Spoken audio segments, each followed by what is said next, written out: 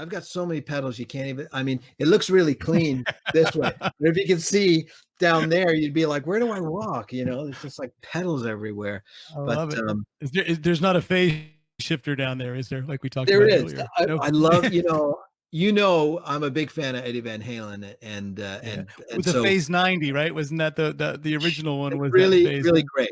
I mean, that's Yeah. how, the first single from Shapeshifting was a song called 1980.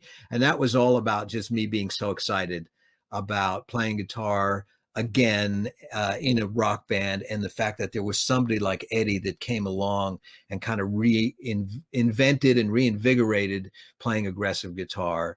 And, he's a master, and so I thought it was a tip of the hat to plug in that pedal. I hadn't planned on it, but I was sitting here recording that song and I thought, there's the pedal. I thought, well, of course, it's just Were one of you those like things. me? Did you, because kids today don't realize how lucky they are with YouTube to have a speed control already on the player, to have everything that you can break down track by track. But were you like me? Did you actually ruin a bunch of copies of Van Halen 1 trying to learn Eruption? Because I used to do it with the needle on the thing, and I tried to get it, but then I Yeah. would slow it down to not 40, not 33. I'd slow it down to 16 speed, but that wouldn't work. I mean, did you try and learn records? Try and I learn had songs? to. I mean, I was teaching guitar from late 78 to early 88. Kirk Hammett was my last lesson in January of 88.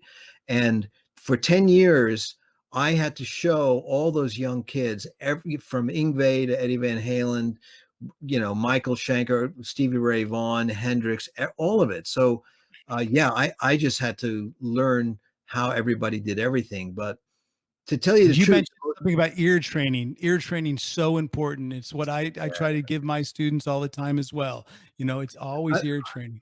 I have to tell you this because it really explains the way I feel about the way Eddie played and what it meant, which is, this goes back maybe 2 years. I'm sitting at a meet and greet with Phil Collen and John Petrucci, right? And they play music while we're meeting everybody. So we're signing stuff, meeting, we're talking about stuff. And, Eruption comes on. And at one point, John and I are just like stunned once again, since we were really young.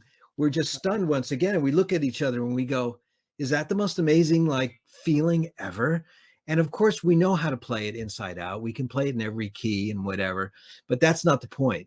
The point is, as a Doing it. finished piece of music, it is the most beautiful expression from Yeah. somebody who just had a vision and tried everything they could and put everything they had into making something really unique. And the fact that he did it is so important, and that the sound of it, you can feel there's some sort of weird magic voodoo in that thing that's got nothing to do with the finger technique. It's just Eddie, you know what I mean?